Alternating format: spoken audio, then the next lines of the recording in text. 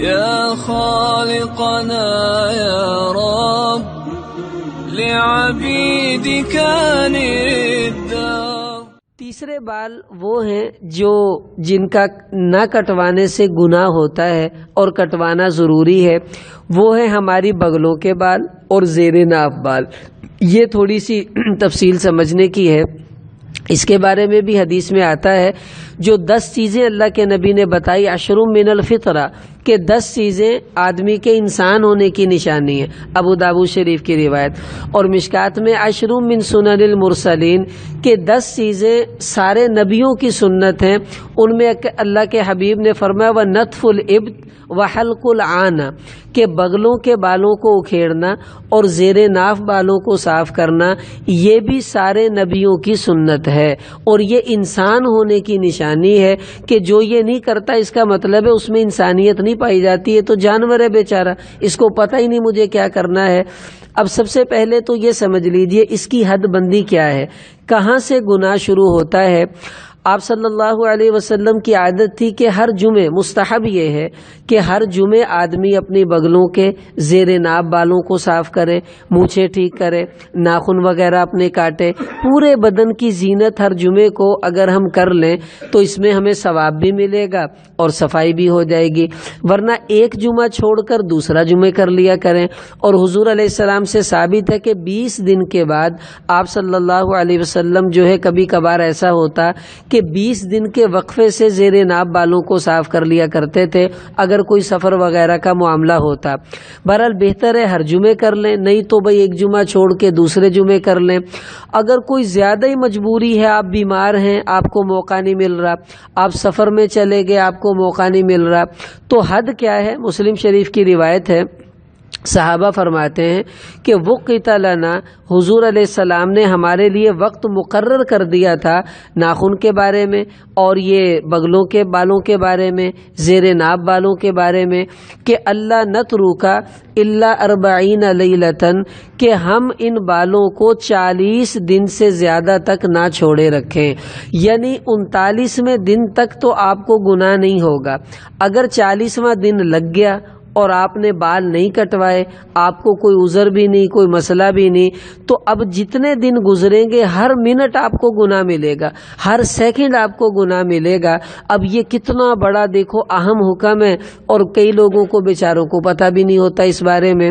تو اب یہ اس کی ہم آج سے عزم کریں کہ اگر ہمارے بدن کی صفائی کو کچھ وقت گزر جائے تو 40 دن سے زیادہ نہیں ہونے چاہیے، اس سے کم کے اندر ہم اس معاملے کو سمیٹ لیا کریں، اس کی بھی کوشش کریں گے نا۔ اب اس کی حدود بندی کیا ہے؟ دیکھیں بغلوں کے بال تو ظاہر ہے وہ ہم نے صاف کرنے ہی ہیں، وہ تو کر لیتے ہیں۔ اب مسئلہ ہے زیر ناف بالوں کا، وہ کون سے بال ہیں جہاں سے صاف کرنا ضروری ہے اور کتنی صفائی کا حکم ہمیں شریعت نے دیا ہے۔ دیکھیں اس کی موٹی موٹی بات سمجھ لیں کہ ناف کے بالکل نیچے سے بال کاٹنا کوئی ضروری نہیں ہے، کاٹ لیں تو آپ کی مرضی ہے، کاٹ سکتے ہیں، ضروری نہیں ہے کہ اگر آپ ان کو نہ کاٹیں تو گناہ ملے گا۔ اصل میں یہ جہاں پہ ہماری ٹانگ ختم ہوتی ہے نا، یہاں پر ایک ہڈی ہے جو دونوں طرف کو سخت ہڈی ہے، اس کی سیدھ میں ایک لائن جاتی ہے ہر آدمی کے جسم پر کہ ناف کے نیچے سے بال شروع ہو کر آگے بال ختم ہو جاتے ہیں، اس کے نیچے سے پھر بال شروع ہوتے ہیں۔ یہ وہ بال ہیں جن کو آنا کہا جاتا ہے۔ ان بالوں کو اگر آپ نے نہیں کٹوایا 40 دن تک تو گناہ ہوگا، باقی جتنے بھی بال ہیں ان کا کوئی گناہ نہیں ہے۔ اب اس کا آسان حساب آپ رکھ لیں کہ جہاں ٹانگیں ختم ہوتی ہیں ان دونوں جوڑوں کے اندر جتنے بال بھی آئیں گے شرمگاہ کے آگے پیچھے دائیں بائیں، وہ تمام بالوں کو کٹوانا ہمارے لیے ضروری ہے۔ تو ناف کے نیچے سے دونوں ٹانگوں کے اندر ایک یہ محل وقوع، پھر خصیتین کے اوپر کے جو بال ہیں ان کو بھی صاف کرنا چاہیے، پاخانے کی جگہ کے دائیں بائیں کے جو بال ہیں ان کو بھی صاف کرنا چاہیے۔ اگر نہیں کریں گے تو پاخانہ بالوں میں الجھ جائے گا، صفائی نہیں ہوگی، پھر کیا ہماری نماز اور کیا ہمارا ذکر اور کیا ہماری تلاوت۔ تو اصل پاکیزگی کی وجہ سے ان بالوں کی صفائی کا شریعت نے ہمیں حکم دیا ہے، تو یہ سارے بال صاف کرنا ضروری ہیں، خصیتین کے بال بھی، پاخانے کی جگہ اس کے دائیں بائیں کے بال، اسی طرح اپنی شرمگاہ کے اوپر کے ٹانگوں کے اندر کے سارے بال تھوڑے زائد کٹ جائیں تو کوئی مسئلہ نہیں ہے، کم نہیں ہونے چاہیے تاکہ تمام بالوں کی صفائی اچھی طرح سے ہو جائے۔ اب یہ جو رانوں کے بال ہیں یہ اس حکم میں نہیں ہے کہ ان کو ہمیں کاٹنے کا حکم دیا گیا ہے۔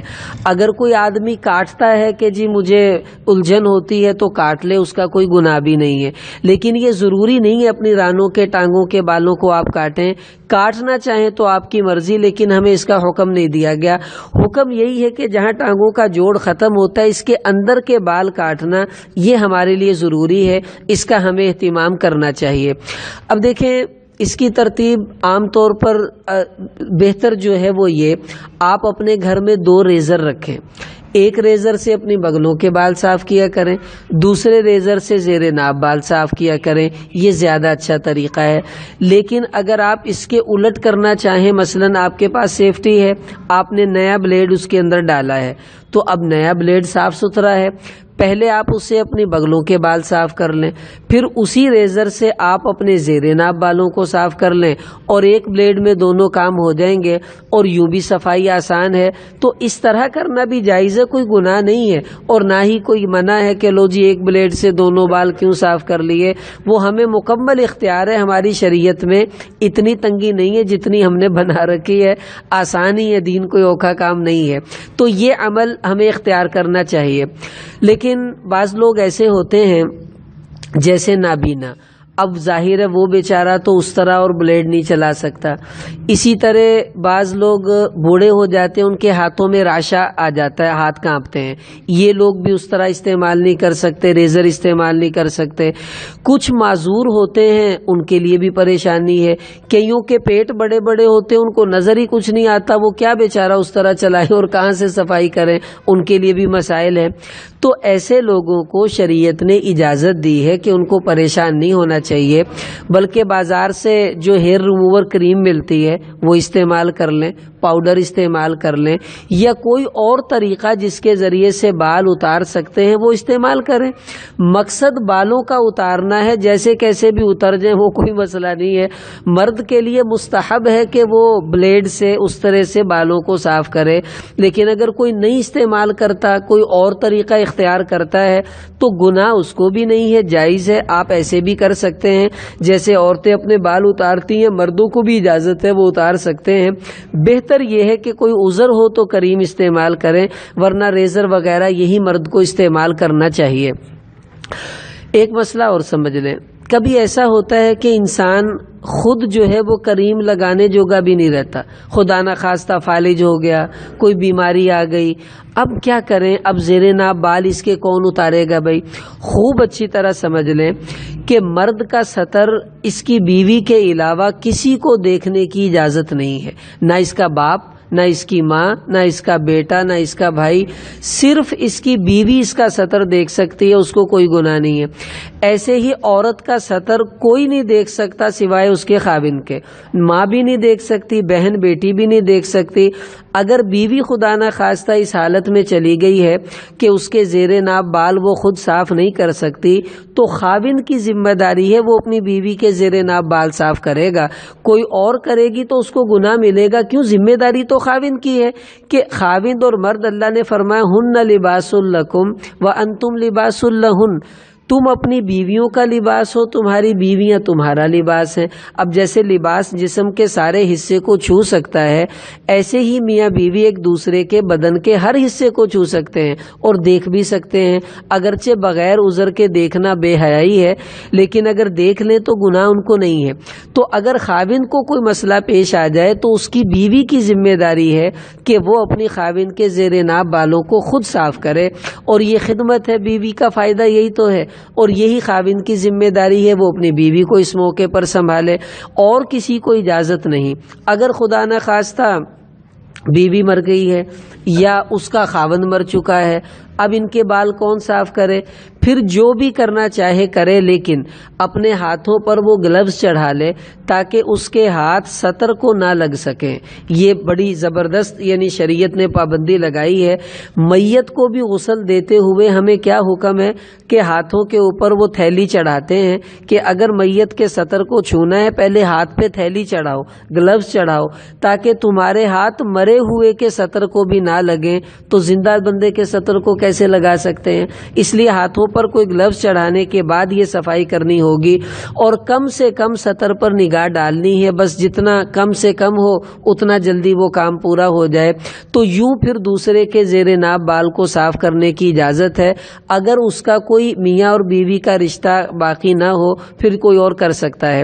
اب دیکھیں یہ جو ہمیں حکم دیا گیا کہ زیر ناب بالوں کو کٹواؤ، بغلوں کے بالوں کو کٹواؤ، آج کی جدید سائنس نے تحقیق کی ہے کہ جو لوگ زیر ناب بالوں کو دیر سے کٹواتے ہیں یہ بڑی بڑی بیماریوں کا شکار ہوتے ہیں، ڈپریشن کا شکار ہوتے ہیں، غصہ ان کو زیادہ آتا ہے، ان کے جسم میں الرجی کی بیماری زیادہ ہو جاتی ہے، اور بعض لوگ تو اندر جو مثانے کی بیماریوں کے مریض ہوتے ہیں ان کی بڑی وجہ یہ ہے کہ وہ زیر ناب بال دیر سے کاٹتے ہیں، جس کی وجہ سے وہاں جراثیموں کی وجہ سے وہ کئی بیماریوں کا شکار ہو جاتے ہیں۔ اب کتنا پاکیزہ ہمارا اللہ نے ہمیں مذہب دے دیا۔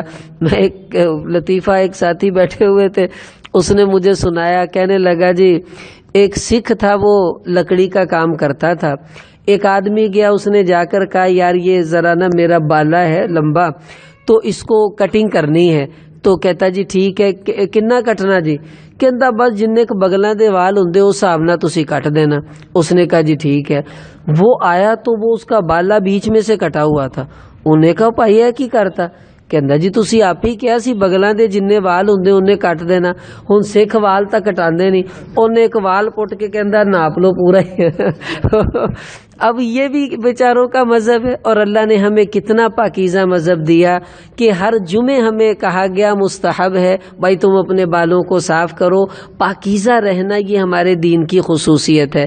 اب یہ تین قسم کے بال ہیں، ایک ہمارے سر کے بال، دوسرا ہماری مونچھوں کے بال، تیسرا بغل اور زیر ناف کے بال۔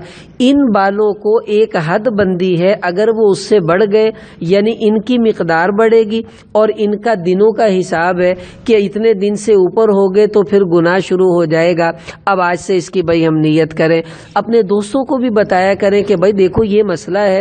کئی لوگ شرم کی وجہ سے ہم سے پوچھتے نہیں ہیں اور ہم ان کو بتاتے نہیں ہیں، وہ بیچارے چلتے ہی رہتے ہیں۔ میں ایک دفعہ ایک جگہ بیان کیا تو ایک صاحب کہنے لگے کہ جی مینوں تو اج ہی پتہ لگ گیا 40 دنوں دا مسئلہ، میں تو 3 مہینے کٹدا ہی نہیں ہوندا۔ اب بتاؤ 3 ماہ جس نے بال نہیں کاٹنے، اب یہ کیا مذہب ہے، کیا اس کا دین رہا؟ فرق کیا تھا؟ بیچاروں کو کسی نے بتایا ہی نہیں۔ جب پتہ چلتا ہے تو انشاءاللہ دین کی روشنی آدمی کے دل کو منور کر دیتی ہے۔ اللہ پاک ہم سب کو عمل کی توفیق عطا فرمائے۔ کوئی بات کسی نے پوچھنی ہو؟